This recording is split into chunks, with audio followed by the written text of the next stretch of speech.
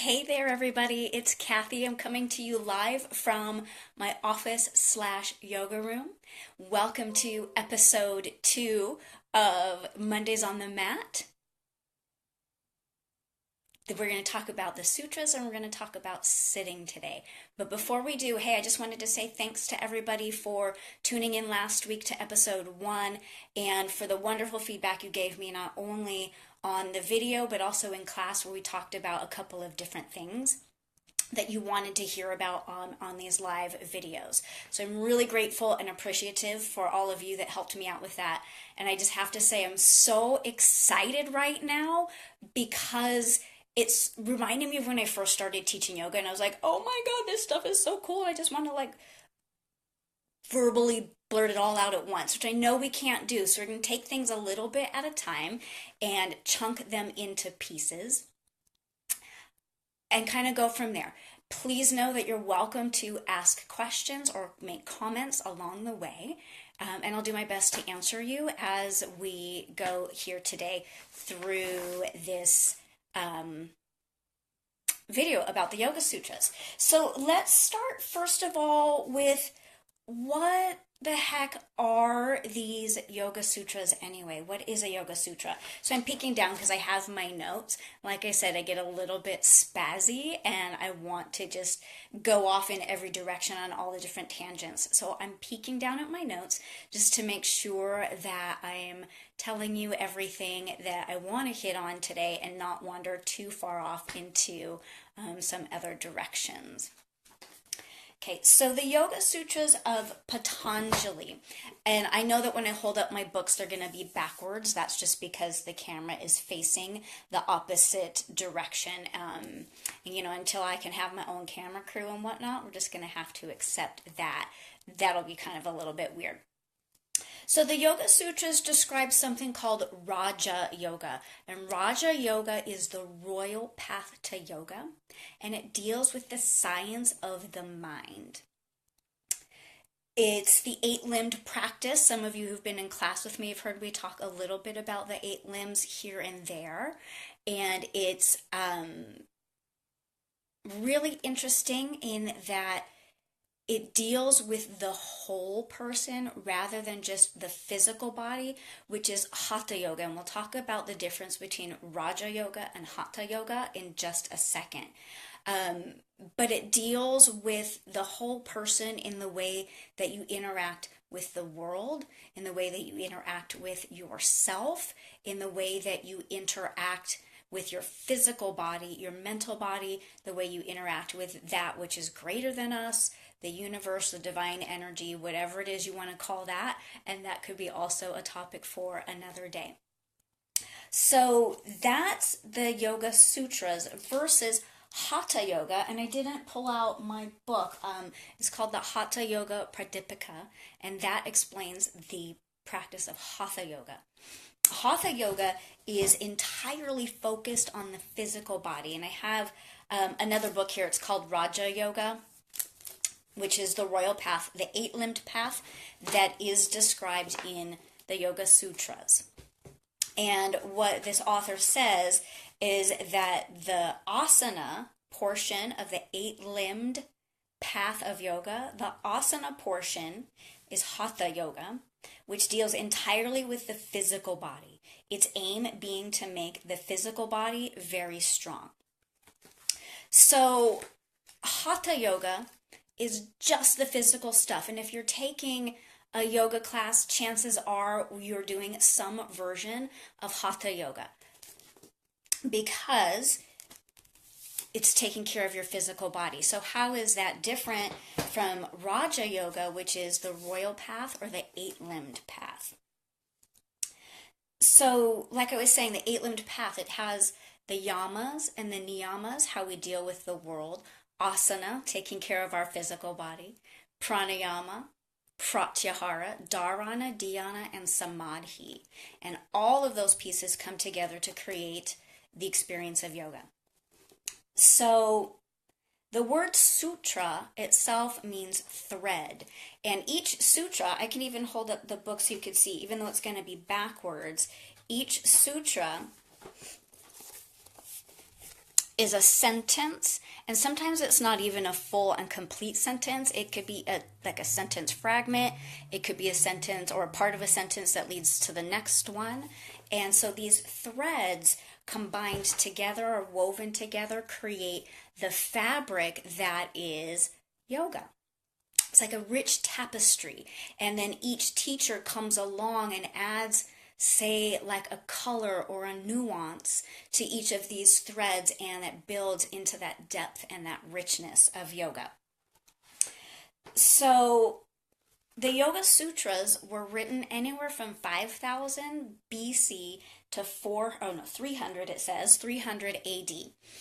So we don't know exactly when they were written. They're called the Yoga Sutras of Patanjali, and it's possible that Patanjali was the first dude, or a dude, or maybe it was a lot of guys. We don't really know. But before it was written, it was an oral tradition. So it's not like, say, at approximately 5000 BC, these things got written down and yoga was created. Yoga was happening before then. This is just the first sort of written text that is the pathway or the map to yoga. So there's 196 sutras, 196 threads that create the practice of yoga. And the sutras are divided into 4 chapters. Chapter 1 is Samadhi Pada. The word pada means chapter. So Samadhi Pada is the portion on contemplation. It's the part that says, this is what yoga is. The second chapter is Sadhana Pada. It means the portion on practice. This is how we go about practicing yoga. Then we have Vibhuti Pada, which is the accomplishments. It's sort of saying, if you do yoga, these things could potentially happen. And then finally, I think you say it Kaivalya, and if I'm saying that wrong, someone correct me. Kaivalya is absoluteness. This is more of the like cosmic, esoteric, philosophic section of the yoga practice. So those 4 chapters create yoga. And so if Raja Yoga, the royal path, is a mind science, then why Hatha Yoga, the practice of the physical body? And I feel like there's a couple of different answers to that. The first is, first of all, our bodies, my teacher likes to describe it this way, and I think it's really great. If you could imagine a Russian nesting doll, and so you've got the physical body on the outside, and then more subtle energetic layers going down to that cute little tiny doll, that would be the bliss body. We all need to start with the outer layer, which is the physical body. And a lot of us are in some way disconnected from the physical, the way that it works, the way that it looks. We don't understand how to care for it. We don't know how to align it. It's a very complex machine that I think a lot of us are sincerely trying to work with, but we don't really fully know how. And so by doing the physical practice, we begin to learn how to tend to and understand our body, and also how to adjust with it over time as it changes, because our body's needs change over time. And I also think, so if the ultimate goal of yoga, which we'll talk about maybe next week with the sutras, is to get still, it's really hard to be still when your physical body is uncomfortable. We need to be both strong and supple. And so Hatha Yoga teaches us, or helps us become, both strong and supple enough to sit and be still and get into the mind science that is the Raja Yoga. And then also, the asanas are a great way to train the body how to focus. It's a great way to begin to teach the mind to pay attention to not only gross, subtle things that are happening, but also the smaller, more nuanced things that are happening. And so they're a really, really great tool to teach the mind to stay present, stay present, stay present, stay present, stay present. So that's what we've got. We've got the Raja Yoga of the Yoga Sutras, and we've got the Hatha Yoga which is just the physical body. So if you're taking a class, chances are you're doing hatha yoga. And it's a really popular question nowadays for people to say, what kind of yoga do you practice, or what kind of yoga do you teach? And the honest answer is, if it's any kind of physical practice, it's hatha yoga. But we've come up with all of these different terms and labels and brand names to differentiate what you can expect out of the physical practice. So just know that no matter what name we've given our yoga class, like core power or gentle or aerial or restorative or tantra flow, which is what I teach, that all of those are hatha yoga. We're just differentiating what to expect in the physical training of the body. Okay, so just have that in mind. And so if you've got a teacher who's only teaching purely the physical, that's hatha. And then if you've got a teacher who's bringing in some of the philosophy or some of the wisdom of Raja Yoga, then it's going to be more of a blend. And for a long time, I called my yoga classes yoga blend, because it is a blend of the hatha, taking care of the physical body, with the Raja, the mind science, and the subtle body energy. So just so you have an understanding of those two different things. And we'll dive in a little bit more next week. I'm so excited, y'all. I have like the next 5 episodes planned out. But next week we'll dive into a little bit, just a tiny bit, into the specific sutras, so that we know that according to Patanjali what yoga is or is not. And touch a little bit more into the actual philosophy. But today we're going to talk in the physical realm about how to sit. And the reason why I decided to start with sitting, and I've had some people request some specific poses that we'll definitely get to, but I'm starting with sitting because so many yoga classes start with us in a sitting position, and most of us don't know how to sit comfortably for a long period of time. Most of us don't even know necessarily how to sit comfortably for like a couple minutes. So what I'm gonna do right now is move the camera down a little so you can see the rest of my body, and I'm gonna move back a little. So just kind of apologize, or I in class this week we were talking about that word apologize. I'm not apologizing. Just be aware and expect that there's going to be a slight shift in the camera so that you can see my seated posture. And I'll talk about how you can sit with absolute comfort all the time. It's pretty cool. Check it out. Hang on. Here we go. Woo! Moving down. There we go. And I'm also going to slide a little bit back and remove my puffy cozy socks because it's chilly today.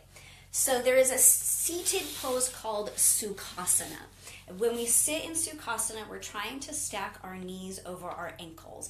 And this is different than when we tuck the feet in, which gives us a different type of sitting pose, or stack the feet. Again, a different kind of sitting pose. It requires a lot of suppleness in the hips and the quadriceps and whatnot. So Sukasana, wait before I spin.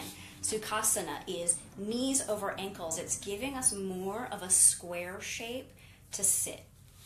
And so when I sit in Sukasana, what you can see right here is that from the line of my knee to my hip, I've got a little bit of a downward slope. It's not super dramatic, but I have it. Some people, it's going to be higher. There's going to be a deeper angle.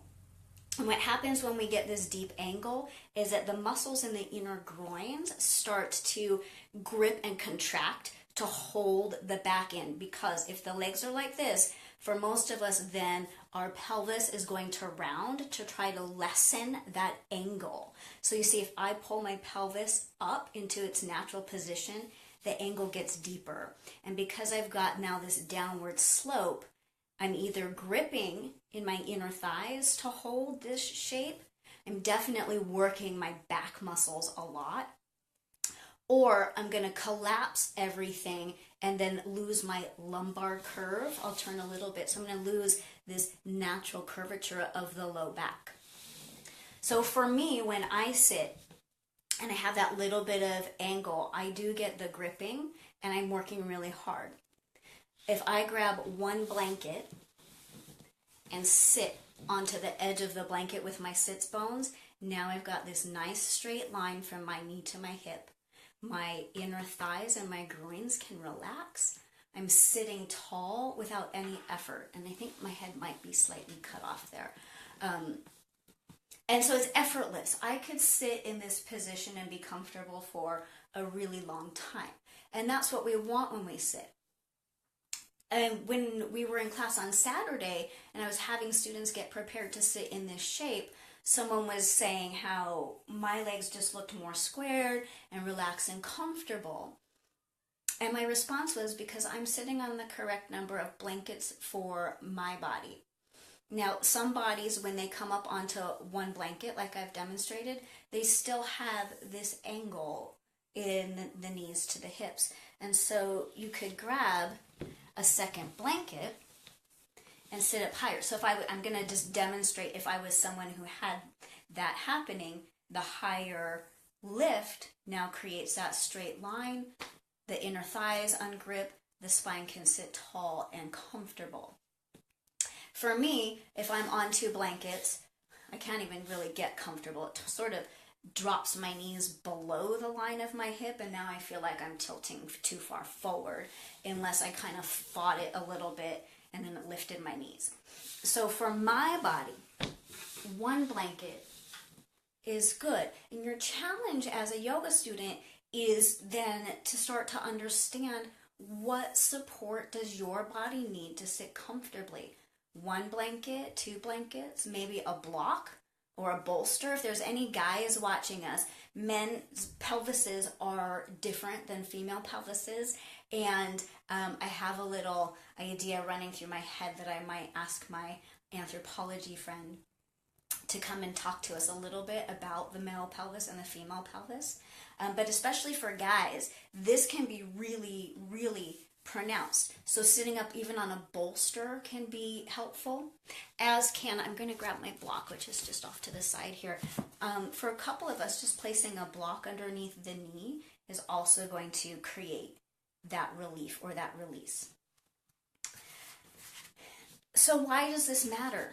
It matters, like I said earlier, because so many yoga classes start with us sitting, and most people aren't sitting in the best alignment for their body, and therefore it's not comfortable. And if you're not comfortable, then when we talk about getting into the science of the mind, the Raja Yoga, it becomes more difficult because your brain is like, oh my God, I'm uncomfortable. Oh my God, I'm uncomfortable. Oh my God, I'm uncomfortable. Instead of like feeling that comfort and being able to take your mind someplace else. So once you've learned what the right support is for your body, it sort of becomes your responsibility as a student to tend to yourself a little bit more. I'm going to cruise back closer to the camera. Hi, friends, so that I can talk to you a little bit more close to your face. So once you've learned this and you know, like, hey, I'm someone who needs two blankets, grab them and sit up on them, even if the teacher doesn't say so. I sometimes see people look at me when I'm teaching, and because I'm sitting on one blanket, they think that that's what they should be doing also. But if I've ever taught you to sit on more than one blanket or to support yourself differently, do that at all times.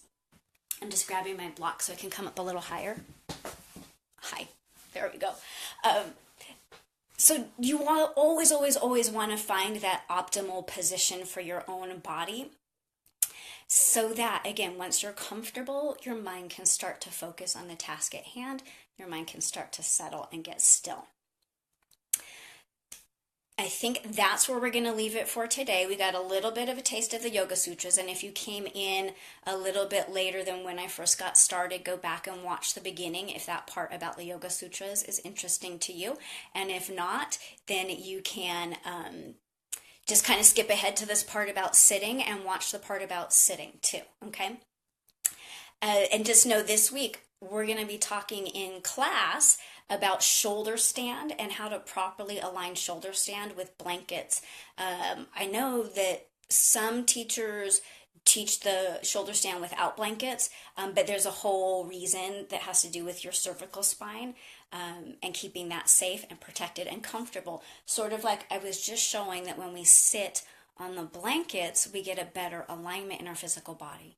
When we use the blankets in our shoulder stand, we get a better alignment in the physical body, we get greater comfort. So come to class this week and learn how to use the blankets in shoulder stand. I've got group classes Tuesday 6:30 to 8, Wednesday 5:30 to 7, Friday 9:30 to 11, and Saturday 9 to 10:30. Yep, that's it. And then if none of those work for you, I do have one spot available for a regular private session. So if you want a private session, you can always reach out to me. Learn more at kathyweissyoga.com. Stay tuned. Next week, we're going to talk on episode 3 a little bit about some specific yoga sutras and Tadasana or mountain pose.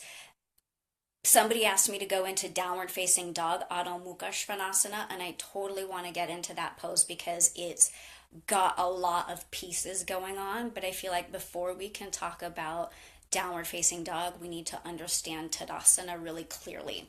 So next week, little bit of yoga sutras, little bit of Tadasana, anything else. If you guys, like I said, if you have questions or comments, throw them out during the video and I will absolutely do my best to answer them while we go along. And if you watched this video after it was live and you still have a question or comment, please feel free to post them. I'll kind of be keeping my eye out throughout the rest of the afternoon on Mondays to catch up any of those questions or comments that come in later. So thanks for watching and hanging out with me today. I look forward to seeing you in class this week, and I look forward to seeing you live next week. Have a wonderful rest of your holiday today if you're someone who's enjoying a holiday, and we'll see you next time. Thanks for tuning in. Namaste.